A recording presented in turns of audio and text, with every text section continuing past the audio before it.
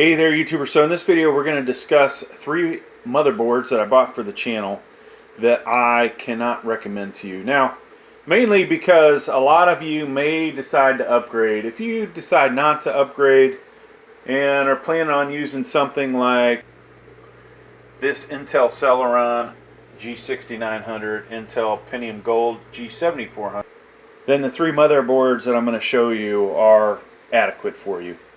Now, why do I not recommend these? Well, all 3 of the motherboards in question today do not allow much or any power limit adjustment.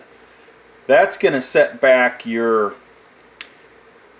Intel i7s, i9s. If you buy one of the locked ones, so the 12700, 12900, you're not going to get all the performance out of these as you would if you were to buy a much better motherboard. Okay, so features, you know, lacking a lot of features for upgradability. So if you happen to care about that kind of stuff, if you really wanted PCIe 5.0, you're not going to get it. You will get 4.0.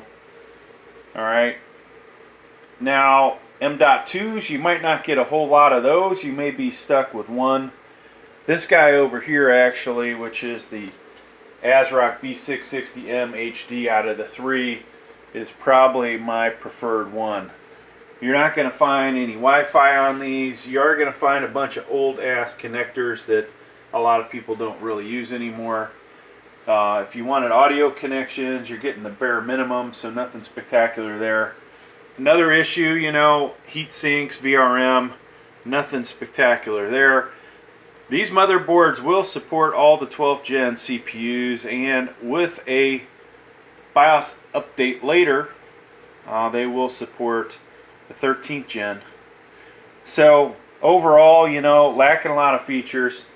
You end up with only one large PCIe, and then maybe one of the smaller ones. This guy has 2. The next board we're going to look at only has the one large one, but that one does have its own advantages. So, aesthetics, pretty boring. These motherboards are. You might not find ARGB on any of these.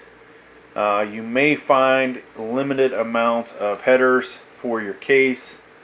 Type C Charlie is probably not going to be available, but the H610M does not have it. This B660 HDV has that guy at the I/O shield area, and then you'll see it does not have the header. So if you buy a good case, you won't get it.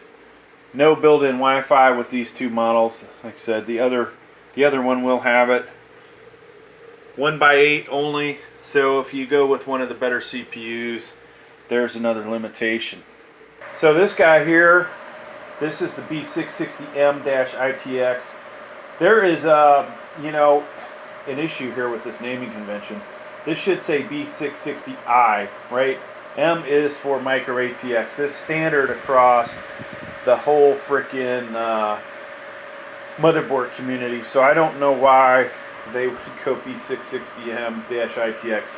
Now, is this one a little bigger maybe? No, I don't really think it is, folks.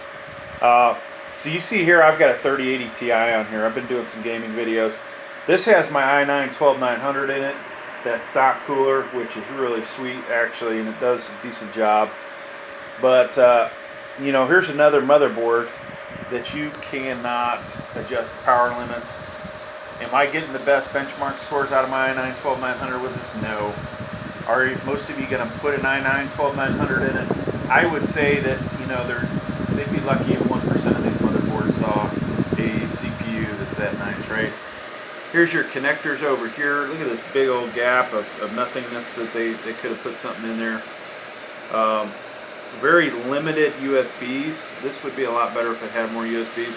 Of course, you do see that we can support Wi-Fi, limited audio connectors again. If you cared about the Ethernet, you wanted to have 2.5, you're not going to get it here. One M.2. Only, oh, we didn't mention this, but you're limited to 2 RAM slots, right? So that kind of sucks, especially if you have a crap ton of RAM like I do, and you want to use 4 sticks.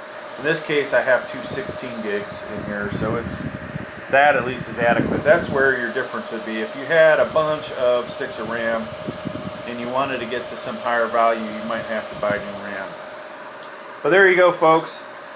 Pretty much the reasons why I would not ever, well, I shouldn't say ever, why I probably would not recommend any of these motherboards. Now, there are a lot of cases, obviously, that I would recommend this ITX. If you're doing a small form factor, this thing is actually not that bad, right? Being able to use this stock cooler, even though it's pretty big, is kind of nice. You won't get this stock cooler with anything but the i9, right? So if you could buy this on eBay and then use it with any of the other CPUs, this would be a pretty cool combo, in my opinion. But other than that, you know, very limited. You're going to find yourself, hey, if I want an M.2, you know, since I don't have other slots, I've got to go with a big one right off the bat. But, you know, other than that, folks, it is, this one, actually out of the three, is probably my favorite, alright? Would I recommend this one out of the three? I might actually recommend this one. Hey, thanks for checking out the video. Please like, please subscribe. Thank you.